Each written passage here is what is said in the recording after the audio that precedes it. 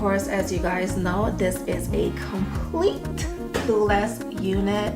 She is not being held down with no glues, no sprays. I can go up under there, move her around. Like, texture is giving me more like a water wave texture. It is their curly unit. The hair texture itself is a Malaysian hair. It is super soft, super smooth. I did get my wig in a 20-inch. I'm just gonna go ahead and try it right now and show you guys. All right, let's go ahead and try my wig.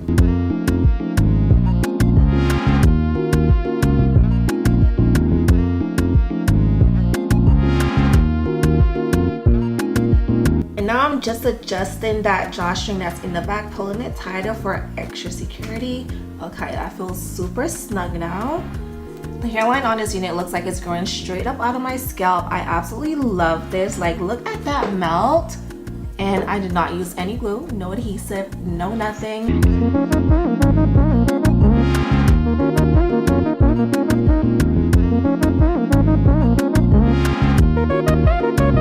The real Nimbus was already here.